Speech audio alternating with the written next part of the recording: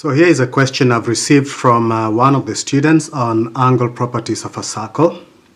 The question says that the line TS is a tangent to the circle at point P, and there is a triangle that is inscribed in the circle with sides P, Q, and R. Okay. We are also told that angle SPR, that angle there, is 73 degrees, and that the angle RPQ is 58 degrees. The question is for you to find the angle PRQ. Angle PRQ is indicated here, right? So what is the angle PRQ? Now, if you're going to answer this question, we need to remember a few things. The first thing we want to know is that the circle has a center at point O. Okay, so we're going to put the center of the circle there at point O. Now, if we draw a line from the center O to any point on the circle, that line would be the radius. So I'm going to draw a line from O to P, and that's going to be the radius of the circle. Now, if TS is tangent to the circle, then angle OPS has to be 90 degrees. Okay, that is what it means to be tangential. Tangential means that at point P, if we draw a line to the center of the circle, then line OP must be at 90 degrees to the tangent TS. Okay, so I've added point T there. It wasn't indicated in the question, but I've put it there for purposes of communication. All right, so if we're going to find the angle R there, or PRQ or QRP, if we're going to find that, we can make use of some information we already know. So line OP is splitting up the angle 58 degrees.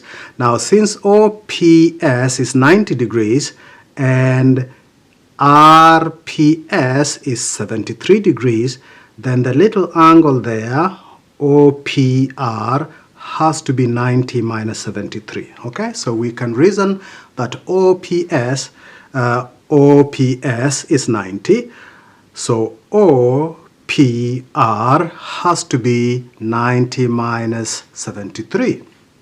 Like that, and that turns out to be 17 degrees. Should be very easy. So now we know this is 17 degrees, but the whole angle QPR is 58, and that means OPQ must be 58 minus the 17 that we have found. Okay, so OPQ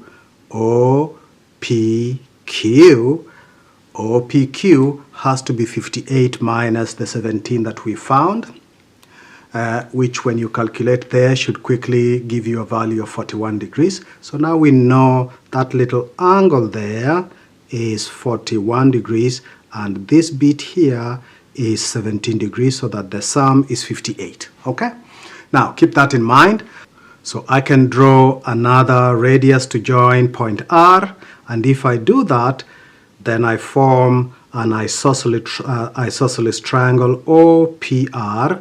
Now the one I've shaded there is an isosceles triangle, which means side OR and side OP are equal because they are the radius of the circle.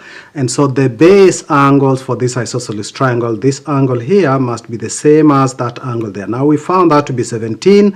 That means this is also 17, right? So that angle there, that little angle there, has to be 17. Now, similarly, I can draw another radius to join point Q. All right, so before I do that, of course, if this is 17 and that is 17, and this is an isosceles triangle, sum of angles add up to 180. If you subtract 17 plus 17, which is 34, from 180, you get 146. So we are saying that central angle there, the angle subtended at the center, must be 146. Now I'm going to draw another radius to join point Q there.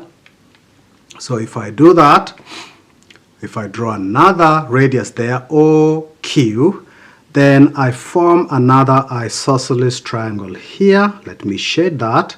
So the isosceles triangle now this is 41. We found that earlier. So if here it is, Okay, so angle OPQ, we found that to be 41. So if that's 41 and this is an isosceles triangle, then again that base angle there must also be 41. Okay, and if that angle is 41, then 41 plus 41 is 82. If we take that away from 180, we will get the angle subtended at the center here, which you can find to be 98. Please check that out so that you're sure we are getting the same thing. So that angle is 98 degrees. So that leaves us with angle QOR. So if that's 98 and that's 146, the total angle in there must be 360, and so 360 minus 98 minus 146 should give us, I think it is 116. Please check that again and be sure that the angles subtended at the center, but that other isosceles triangle is 116. Now again, because it is an isosceles triangle, the base angles must be the same. So if this is 116, we take that from 180, the sum of angles in a triangle, 180. So if we subtract 116 from 180, I think we end up with 64, right? And so 64 divided by 2 gives me 32. So this must be 32 and that must be 32. Okay, like that.